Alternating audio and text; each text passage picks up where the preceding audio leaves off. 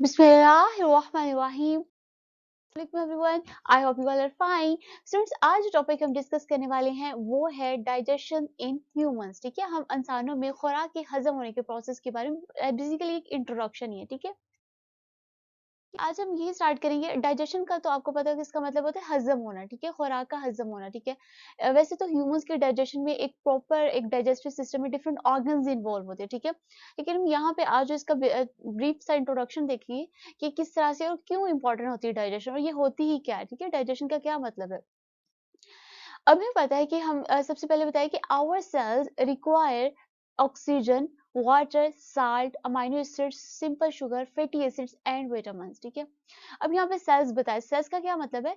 हमें पता है कि हम ह्यूमंस की अगर बात करें, एनिमल्स की बात करें, सब का जो बेसिक यूनिट ऑफ ऑर्गेनाइजेशन है वो क्या होता है, वो सेल्स होता है। ठीक है, यानी डिफरेंट सेल्स आपस में मिलते हैं, देन हमारे पास एक टिश्यू फॉर्म होता है, फिर टिश्यू आपस में मिलते हैं। ठीक है, देन हमारे पास एक ऑर्गन बनता है, फिर ऑर्गन से एक ऑर्गन सिस्टम बनता है, फिर जाके एक इंडिविजुअल जो है वो फॉर्म होता है। ठीक है, यानी हम कहते हैं कि तमाम इंसानों का जो बुनियादी इकाई है, जिंदगी की बुनियादी इकाई, वो किससे मिलकर बनती है, सेल्स की।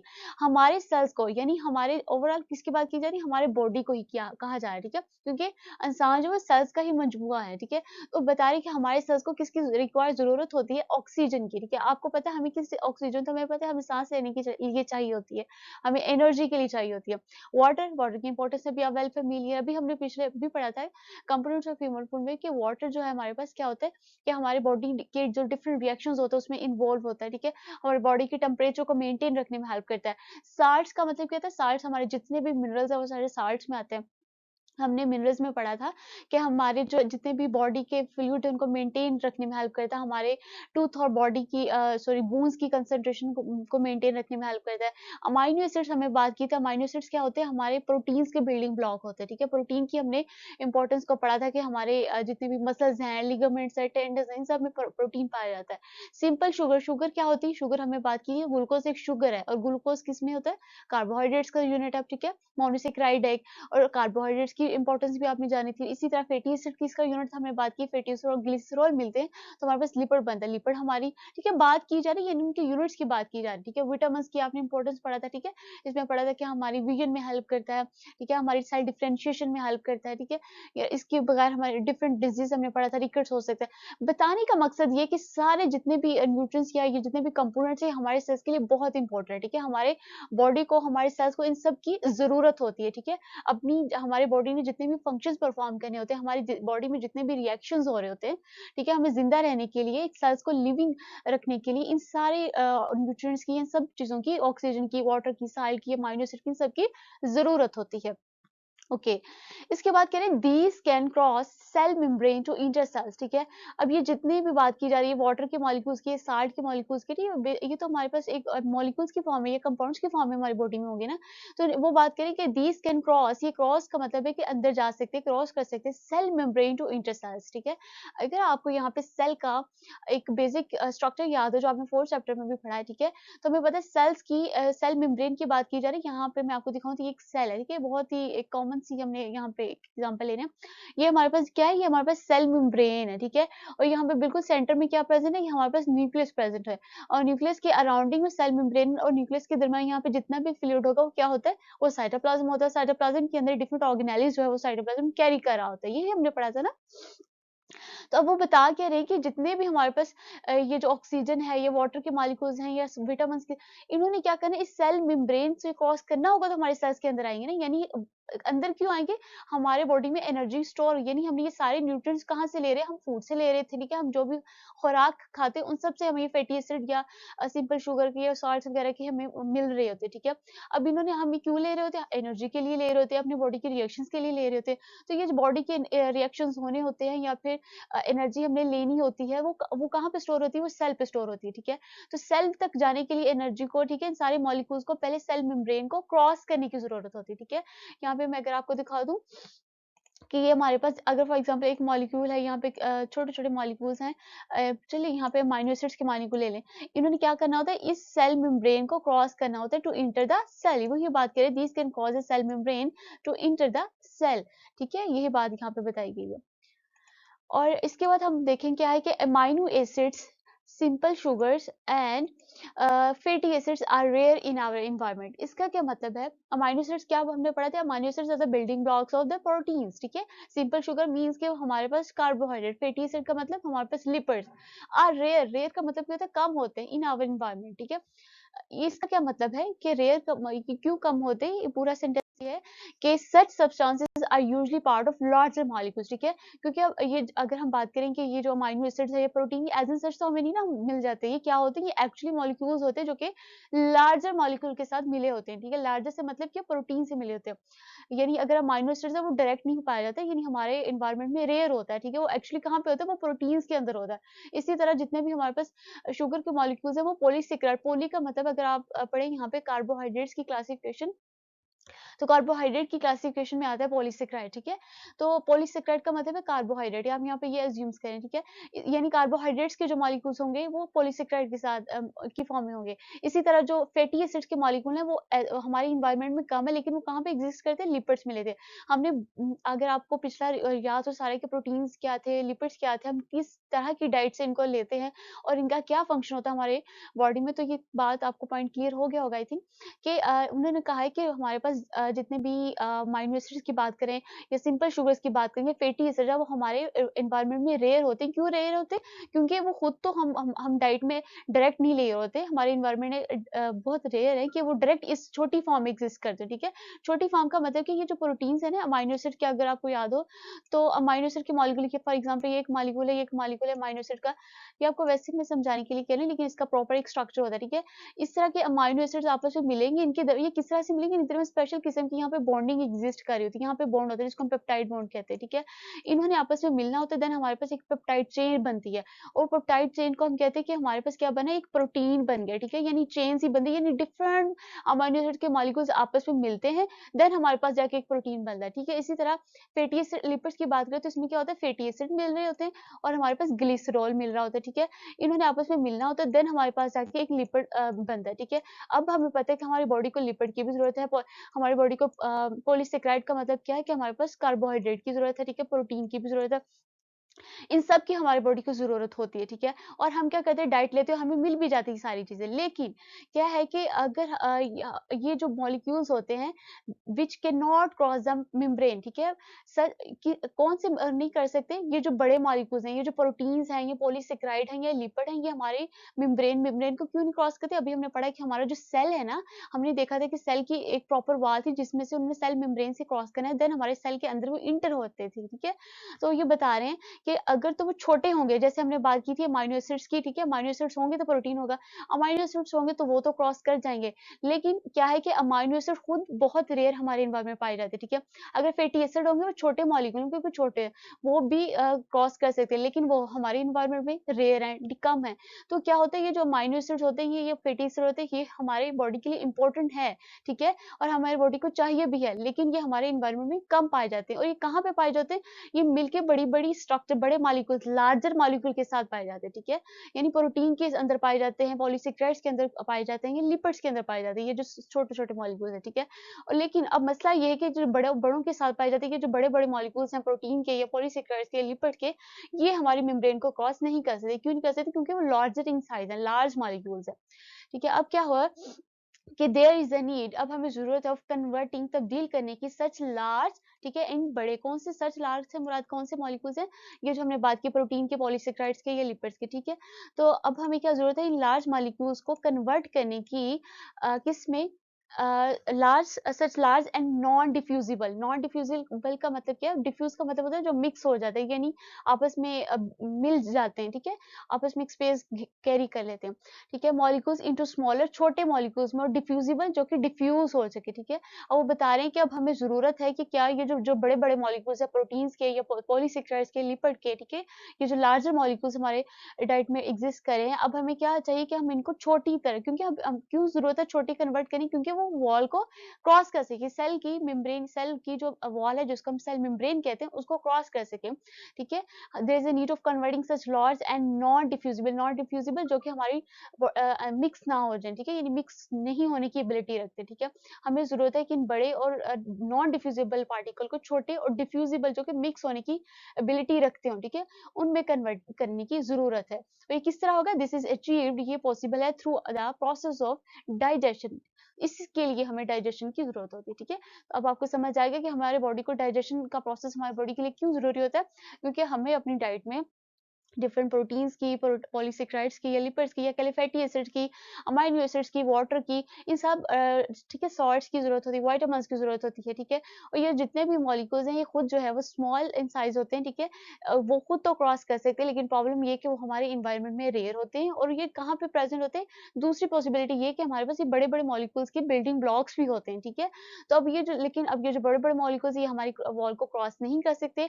इनको क्रॉस करने के लिए, ताकि वो सेल के अंदर इंटर हो जाए, हमें जरूरत होती है कि इन बड़े मॉलिक्यूल्स को हम छोटे और मिक्स होने वाले मॉलिक्यूल्स के अंदर कन्वर्ट कर दें। और ये किस लिए पॉसिबल है? जब ये डाइजेशन का प्रोसेस होता है, ठीक है। इसलिए डाइजेशन हमारे बॉडी के अंदर नेसेसरी होती है। इसके बाद कहते हैं कि हम आफ्टर डाइजेशन, डाइजेशन कह लेंगे, डाइजेशन जो भी आपको प्रॉपर लगता है, ठीक है। The diffusible molecules from the digestive system reach body cells through blood, ठीक है। जब हम डिफ्यूज का मतलब है कि वो जब मिक्स हो जाते हैं, ठीक है, मॉलिक्यूल्स जो होते हैं हमारे डाइजेस्टिव सिस्टम से कहाँ पहुंचे? थ्रू द ब्लड, ठीक है। ये तो आपको ठीक है, आपके जहन में ये पॉइंट होगा कि हम डाइजेस्टिव सिस्टम एक प्रॉपर सिस्टम जिसमें डिफरेंट ऑर्गन्स इन्वॉल्व होते हैं, ठीक है। डाइजेस्टिव सिस्टम जिसमें हमारे ऑरल कैविटी से लेके हमारी आइसोफेगस, देन हमारा स्टोमक है, देन हमारा स्मॉल इंटेस्टाइन, लार्ज इंटेस्टाइन, ठीक है, ये सारे पार्ट्स डाइजेस्टिव सिस्टम में इन्वॉल्व होते हैं। इसको भी अभी हम डिटेल से पढ़ेंगे, ठीक है। तो ये जब वो छोटे-छोटे मॉलिक्यूल्स में कन्वर्ट हो जाती है, देन वो कहाँ तक जाते हैं? रीच पहुँचते हैं हमारे बॉडी सेल्स तक थ्रू द ब्लड, हमारे खून के ज़रिए वो हमारी डिफरेंट बॉडी सेल्स जब वो छोटे-छोटे पीसेस में कन्वर्ट हो जाते हैं, देन वो हमारे ब्लड के ज़रिए हमारे डिफरेंट जितने भी बॉडी के सेल्स हैं वहाँ, उन सब तक ये जो छोटे-छोटे मॉलिक्यूल से पार्ट से खुराक के वो हमारे डिफरेंट बॉडी सेल्स तक पहुँच जाते हैं, ठीक है। हियर दे आर असिमिलेटेड, ठीक है, असिमिलेटेड हो जाते हैं, ठीक है। जब वो पहुँच जाते हैं, देन असिमिलेट का मतलब ये होता है कि जो हमारे, जैसे हमने अभी बात की कि हमारे जितने भी फूड के जितने भी पार्ट्स है जिसको हमने छोटे-छोटे पार्ट्स में कन्वर्ट कर लिया, ठीक है, डाइजेशन के प्रोसेस के थ्रू, फिर वो हमारे डिफरेंट बॉडी सेल्स तक पहुँच के किसके ज़रिए? ब्लड के ज़रिए। अब वो जब हमारे बॉडी सेल तक पहुँच जाते हैं, अब उनका क्या काम होता है कि वो यूटिलिटी के एबल हो जाते हैं, वो इस्तेमाल करने के, यानी इस्तेमाल से मुराद क्या है कि हमारे बॉडी के जितने भी प्रोसेस हो रहे हैं, जितने भी फंक्शंस हो रहे हैं, जितनी हमें बॉडी के लिए एनर्जी की रिक्वायरमेंट होती है, ठीक है, या इन्होंने मिलके एक न्यू कंपाउंड बनाना होता है, ठीक है, एनर्जी के फॉर्म में या डिफरेंट दूसरे पर्पसेस के लिए हमारे बॉडी के अंदर, तो इस्तेमाल करने के लिए ठीक है, इस्तेमाल करने के अगर काबिल हो जाए तो ये प्रोसेस होता है एसिमिलेशन का, ठीक है। टू गेट एनर्जी, इनसे एनर्जी को हासिल करना, एंड टू सिंथेसाइज और तैयार करना our own structure, new compounds बनाना, न्यू स्ट्रक्चर्स बनाना, ठीक है। यानी जो-जो न्यू मॉलिक्यूल्स क्रिएट होते हैं हमारी बॉडी के अंदर, डिफरेंट छोटे-छोटे न्यू स्ट्रक्चर्स जो बनते हैं, जो कि कैसे बनते हैं? छोटे-छोटे मॉलिक्यूल्स के कॉम्बिनेशन के बाद बनते हैं, ठीक है। आई होप कि मैं ज़्यादा कॉम्प्लेक्स ना कर रहा हूँ, आप समझ आए इस पॉइंट को, ठीक है। अच्छा, इसके बाद क्या है कि at the same time the indigestible part, indigestible मतलब क्या है कि वो ऐसा खुराक का हिस्सा जो कि हज़म ना हो, ठीक है, जो कि स्मॉल पीसेस में कन्वर्ट ना हुआ हो, ठीक है। At the same time the indigestible part of the food, हमारी खुराक का ऐसा हिस्सा जो कि छोटे मॉलिक्यूल्स में कन्वर्ट नहीं हुआ था, इज एलिमिनेटेड। एलिमिनेट का मतलब है कि हमारे बॉडी से खारिज हो जाता है, बाहर निकल जाता है, eliminated out of the body, हमारे जिस्म से बाहर, through the process of defecation, ठीक है। डिफिकेशन हमारे, अभी आप इसको पढ़ लेंगे, इसमें भी हमारे जो बॉडी की डाइजेस्टिव सिस्टम के ऑर्गन्स है वो इन्वॉल्व होते हैं, ठीक है। पहले हमारे ब्लैडर में जाके स्टोर होंगे, देन एक स्पेसिफिक स्ट्रक्चर्स के थ्रू हमारी बॉडी से ये बाहर चले जाते हैं, ठीक है। आपको पता है कि हमारे जो वेस्ट होता है वो बॉडी से, मतलब बताने का ये है कि ऐसा फूड का पार्ट जो तो मिक्स हो जाता है, जो कि छोटे पार्ट में कन्वर्ट हो जाता है, वो हमारे ब्लड के थ्रू डिफरेंट सेल्स तक भी पहुंच जाता है और वो एनर्जी बनाने के काबिल भी हो जाएंगे, एसिमिलेट भी हो जाता है। लेकिन ऐसा पार्ट जो कि इंटेजिस्टिबल हो, जो कि ब्रेक डाउन ना हो रही है, वो क्या होता है? वो हमारी बॉडी से डिफिकेशन के प्रोसेस के थ्रू बाहर आ जाता है। डिफिकेशन को भी अभी हम डिफाइन कर लेते हैं, ठीक है। तो ये ओवरऑल छोटा-सा व्यूज़ था, ठीक है। इसके बाद क्या है कि in simple word the nutritions in humans, humans के अंदर न्यूट्रिशन की आपको डेफिनिशन क्लियर होगी ना, हमारे इस चैप्टर का स्टार्ट में हमने पढ़ा था, ठीक है। कंप्राइज मुश्तमिल है द फॉलोइंग फेजेस। अब क्या है कि न्यूट्रिशन कितनी मुख्तलिफ फेजेस पे कैरी करती है, ठीक है। कौन से प्रोसेस पे? नंबर 1, इंजेशन, इंजेशन का मतलब क्या है? इनका मतलब है में लेके जाना, अंदर लेके जाना, the process of taking in food, यानी हम जो खुराक खा रहे हैं, जैसे अगर हम एप्पल ले रहे हैं, तो उसको खाने का जो प्रोसेस है, हमारे बॉडी के अंदर इंटर करने का प्रोसेस है, वो क्या है? इंजेशन, ठीक है? प्रोसेस एक ऐसा अमल ऑफ टेकिंग इन फूड, खुराक को लेने का अमल, ठीक है? यानी हम अपने मुँह तक जो भी बाइट लेके जा रहे हैं किसी भी फूड की, वो हम क्या कहेंगे? इंजेस्शन, ठीक है? यानी हमारे खुराक को लेना, process of taking in food, खुराक को लेना। वो क्या लफ़्ज़ है? वो इंजेशन है, ठीक है? कंफ्यूज़ नहीं होना इंजेशन और डाइजेशन में, ठीक है? इंजेशन क्या होता है? फूड को लेना। और अगर हम बात करें डाइजेशन की, तो डाइजेशन क्या होता है? The process of breaking up का मतलब है तोड़ना, ठीक है? Complex substances into simpler substances. Complex का मतलब वही बात, अगर हम प्रोटीन्स को छोटे-छोटे मॉलिक्यूल्स के अंदर कन्वर्ट करें, ठीक है? अगर यानी प्रोटीन एक खुद कॉम्प्लेक्स है, जब उसको कन्वर्ट करेंगे वो अमाइनो एसिड के डिफरेंट छोटे-छोटे यूनिट्स में कन्वर्ट हो जाएगा, ठीक है? तो अमाइनो एसिड हमारे पास हमारी बॉडी के लिए बहुत इंपॉर्टेंट होता है, ठीक है? इनटू सिंपलर सब्सटेंस यानी उनको छोटे, यानी वही बात है कि खुराक को लेना है, देन उसको स्मॉल पीसेस में कन्वर्ट करने का जो प्रोसेस है वो डाइजेशन कहलाता है, ठीक है? इसके बाद अगर हम बात करें थर्ड प्रोसेस क्या होता है, वो एब्जॉर्प्शन होता है। एब्जॉर्प्शन का क्या मतलब है? डिफ्यूजन ऑफ डाइजेस्टेड फूड, ठीक है? डाइजेस्टेड फूड कौन-सी? जो कि छोटे-छोटे पीसेस में कन्वर्ट हो चुकी है, सिंपलर सब्सटेंसेस में बन चुकी है, ठीक है? उसका डिफ्यूज़ हो जाना, मिक्स हो जाना, अंदर घुल-मिल जाना, ठीक है? उसका एक अंदर मिक्स हो जाना, ठीक है? इंटू ब्लड एंड लिम्फ, ठीक है? हमारे ब्लड और लिम्फ के अंदर जो खुराक हज़म हो चुकी है, जो कि सिंपलर सब्सटेंसेस में कन्वर्ट हो चुकी है, उसका हमारे ब्लड और लिम्फ के अंदर मिक्स हो जाना, उसको हम कहते हैं एब्ज़ॉर्प्शन, ठीक है? अब यहाँ पे वर्ड लिम्फ यूज़ हुआ है, ब्लड का तो आपको पता है ना कि हमारे बॉडी के अंदर जो रेड कलर का फ्लूइड होता है, इसी तरह लिम्फ की बात करें तो ये भी हमारे बॉडी का फ्लूइड होता है, लेकिन ये व्हाइट इन कलर होता है, जो कि व्हाइट ब्लड सेल्स से मिलके बनता है, ठीक है? यानी ये लिम्फ और ब्लड दोनों हमारे बॉडी के जो है वो एक फ्लूइड होते हैं। ब्लड जो है रेड कलर का और लिम्फ जो है वो व्हाइट कलर का होता है। ये भी हमारे बॉडी के अंदर जो है वो एक फ्लूइड ही होता है, ठीक है? बेसिकली। तो क्या है कि हमारे जो हमने फूड इनटेक की है उसको स्मॉल पीसेस में कन्वर्ट करना वो डाइजेशन कहलाता है, और उसी डाइजेस्टेड फूड का हमारे ब्लड के थ्रू, ठीक है, हमारे ब्लड में और हमारे लिम्फ पे उनका डिफ्यूज हो जाना एब्जॉर्प्शन कहलाता है, ठीक है? इसके बाद जो प्रोसेस है चौथा, वो है एसिमिलेशन। वही बात हमने पहले इसके बारे में डिस्कस की। कन्वर्जन का मतलब क्या होता है? कि उसका तब्दील हो जाना, और इनकॉर्पोरेशन का मतलब है शामिल हो जाना। किसका? Of absorb simple food. अब एब्जॉर्ब यूज किया, एब्जॉर्ब का मतलब है कि एब्जॉर्ब वो वाली फूड है जो कि हमारे ब्लड के अंदर और हमारे लिम्फ के अंदर मिक्स हो चुकी है, डिफ्यूज हो चुकी है, ठीक है? कन्वर्जन या इनकॉर्पोरेशन होना, ठीक है? उसका मिल जाना, उसका शामिल हो जाना किसका? एब्जॉर्ब फूड का इनटू कॉम्प्लेक्स सब्सटेंसेस। एक कॉम्प्लेक्स का मतलब है कि पेचीदा सब्सटेंसेस में, यानी बड़े-बड़े मॉलिक्यूल्स में, जो कि कॉन्स्टिट्यूटिंग द बॉडी, जो हमारी बॉडी में मुश्तमिल होते हैं। अगर मैं इसको आपको सिंपल लफ्ज़ों में, आसान लफ्ज़ों में बताऊँ तो इसका क्या मतलब है कि कॉम्प्लेक्स सब्सटेंसेस का मतलब कि ऐसी स्ट्रक्चर जो कि हमारी बॉडी के लिए नेसेसरी होती हैं, ठीक है? हमारे बॉडी के लिए ज़रूरी होती हैं। एटीपीज़ का जैसे एक मॉलिक्यूल है, ठीक है? जो कि एनर्जी रिच मॉलिक्यूल है, ठीक है? यानी बात वही है कि जब हमारी खुराक जो है पहले वो हमने इनटेक की, ठीक है? हमने वो इंजेशन होगी, देन वो छोटे-छोटे पीसेज़ में कन्वर्ट हुई तो हमने उसको कह दिया डाइजेशन हो गया, ठीक है? अब क्या हुआ कि उस छोटे-छोटे पीसेस का, यानी डाइजेस्टेड फूड का हमारे खून के अंदर या लिम्फ के अंदर चले जाना, वो क्या था? वो हमने पढ़ा, ठीक है? इसके बाद हमारे पास एसिमिलेशन हो गया।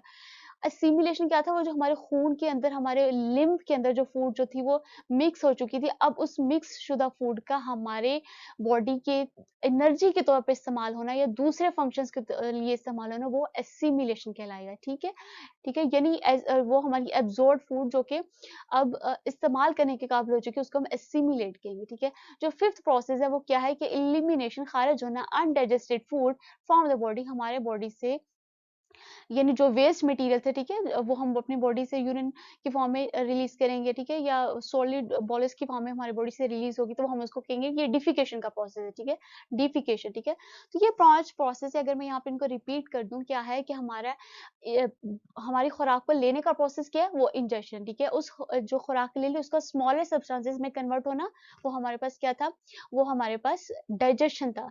अब वो जो स्मॉल पीसेस में कन्वर्ट हो चुकी है, उसका हमारे बॉडी के अंदर मिक्स हो जाना, डिफ्यूज़ हो जाना, वो एब्ज़ॉर्प्शन था, ठीक है? अब मिक्स होने के बाद उसका हमारी यूटिलिटी, हमारे डिफरेंट बॉडी फंक्शंस के लिए यूज़ होना या उसका एक मुख्तलिफ न्यू स्ट्रक्चर बनाना, जो कि हमारी बॉडी के लिए नेसेसरी होगा, वो एसिमिलेशन होगा, ठीक है?